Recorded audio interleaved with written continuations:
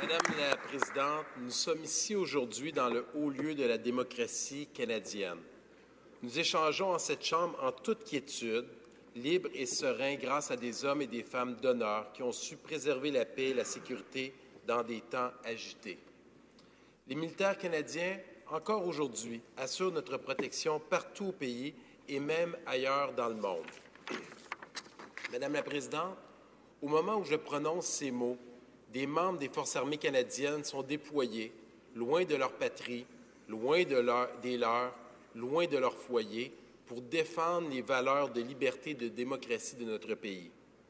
Certains se sont vus confier des missions périlleuses. D'autres fournissent l'aide précieuse dont ont besoin les plus démunis. Plusieurs maintiennent l'ordre et la paix pendant que leurs confrères et consoeurs poursuivent leur entraînement quelque part au pays. Nous avons toutes les raisons d'être fiers de leur travail. Je peux dire sans me tromper que les Canadiens sont fiers de notre force armée canadienne.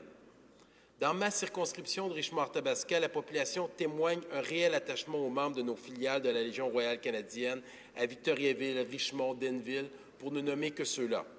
Nous leur vouons énormément de respect et je peux vous dire qu'ils le rendent bien à la communauté. Madame la Présidente, tout cela m'amène à poser la question suivante. Pourquoi sommes-nous si fiers de nos militaires et de nos vétérans canadiens? La réponse est simple, parce qu'ils veillent sur nous, suivant leur rigoureux code d'honneur, de façon dévouée et loyale, en toutes circonstances, et ce, au péril de leur propre vie. Ils sont fiers d'arborer l'unifolié sur leur uniforme et partout dans le monde, car le Canada représente ce pays où les droits et libertés font l'envie de tous. Même si nous ne connaissons pas personnellement ces hommes et ces femmes en uniforme, nous savons que nous pouvons compter sur eux. Ce lien de confiance est fort et véritable. Comme juste retour du balancier, il est en notre devoir de reconnaître nos militaires et nos vétérans. Le gouvernement se doit de les traiter, eux et leurs familles, avec respect et dignité. Le gouvernement se doit de leur offrir son soutien, son aide, son appui, et ce, tant et aussi longtemps que ceux-ci agiront honorablement. L'honneur, Madame la Présidente, est très important, particulièrement pour ceux et celles qui servent ou qui ont servi le Canada. Un acte déshonorant justifie à lui seul qu'un militaire, un vétéran ou un membre de sa famille perde ses privilèges. Alors imaginez comment doivent se sentir nos militaires et anciens combattants lorsqu'ils apprennent cette histoire effroyable. Laissez-moi vous la conter. En septembre 2015, à Halifax, Christopher Garnier, un civil de 30 ans, a lâchement enlevé la vie de la policière Catherine Campbell de Truro, en Nouvelle-Écosse. Il a été reconnu coupable en 2017 de meurtre au 2e degré et purge une peine de prison à perpétuité. Christopher Garnier n'a jamais servi dans les Forces armées canadiennes. Un expert au procès a dit que Garnier a développé le trouble du stress post-traumatique comme conséquence directe d'avoir étranglé Mme Campbell, d'avoir mis son corps dans un conteneur à compost et de la jeter sous un pont. Fils de militaire, il a cependant eu droit au soutien du programme d'Anciens combattants Canada, qui assume encore aujourd'hui les coûts de ces traitements contre le trouble de stress post-traumatique causé par son meurtre, Madame la Présidente. Derrière les barreaux, même s'il n'a jamais servi notre pays, il reçoit les traitements d'un psychologue privé financé par les avantages accordés aux anciens combattants du Canada.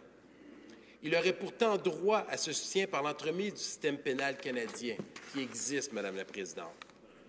Le gouvernement utilise donc des fonds dédiés à nos militaires et à nos vétérans pour soutenir un meurtrier. La famille est outrée et les anciens combattants sont scandalisés. Pendant que certains vétérans doivent se battre contre leur gouvernement pour obtenir les services auxquels ils ont droit, un criminel profite des largesses du système et ce gouvernement ferme les yeux. Le gouvernement libéral, malgré ce geste immonde, continue de le soutenir financièrement. Madame la Présidente, une seule solution s'impose pourtant. Il faut cesser sans délai d'assumer les frais de traitement de ce criminel via le programme des anciens combattants. Il faut cesser d'utiliser les fonds visant à soutenir les véritables hommes et femmes d'honneur de notre pays pour aider ce meurtrier. Le premier ministre et le ministre des Anciens combattants ne veulent malheureusement pas parler de cette histoire. Ils clament que l'opposition ne devrait pas aborder ce sujet dans notre enceinte politique. Madame la Présidente, je leur dirais plutôt une chose. Il est de notre devoir de parler de cette tragédie en ces murs. C'est une question de respect, de principe et d'honneur. En mémoire de la victime et pour sa famille, pour nos militaires et nos vétérans en colère par cette décision du gouvernement, nous nous devons de briser le silence. C'est le rôle de l'opposition. Nous devons de dénoncer cette autre politique insensée, cet échec lamentable du gouvernement libéral qui se rajoute sur tous les autres échecs. Ce n'est pas la première fois, d'ailleurs, que le premier ministre traite injustement nos militaires, nos vétérans et leurs familles. Pensons à cet engagement brisé qu'avait pris l'actuel gouvernement de ne plus aller en cours contre nos soldats et nos vétérans. Aujourd'hui, ce sont pourtant des millions de dollars en frais judiciaires que le gouvernement a engagés contre eux. Pensons à ce vétéran de l'Alberta que le premier ministre a ridiculisé lors d'une assemblée publique lorsqu'il lui a dit que les vétérans demandent plus que ce que le gouvernement peut leur offrir. Pourtant, ce même gouvernement n'a pas hésité à verser des millions de dollars à Omar Khadr. Pensons à cette politique de l'actuel gouvernement visant à réintégrer les Canadiens qui ont renié notre pays pour rejoindre les rangs de l'État islamique. Ces traîtres se sont battus contre nos propres soldats canadiens. Au nom de quoi, Madame la Présidente? Qu'est-ce que cherche le gouvernement libéral avec cette politique de réintégration? Mesure-t-il réellement les risques et les conséquences de leur action?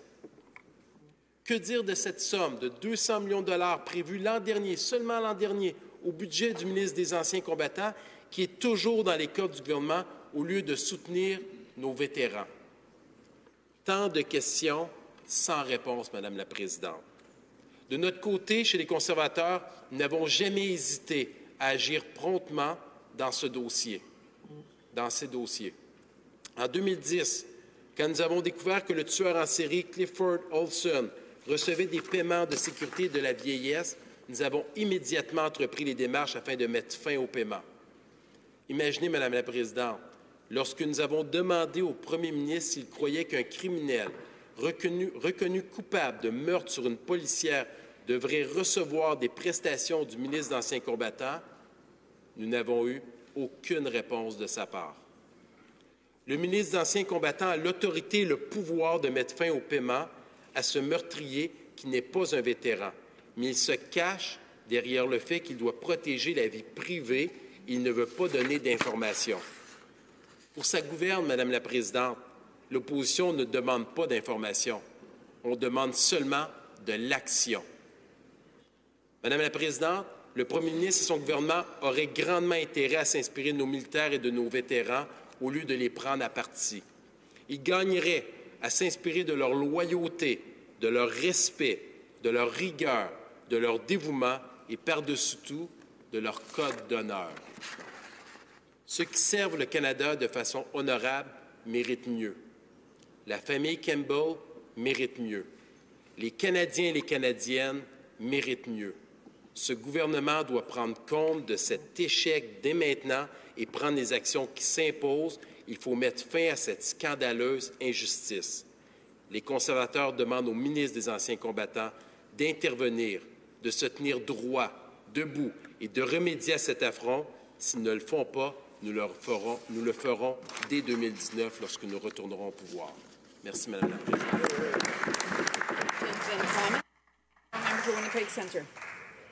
Merci beaucoup, Madame la Présidente. J'apprécie énormément le discours, mais je dois encore rappeler qu'en 2014, le général Riquelier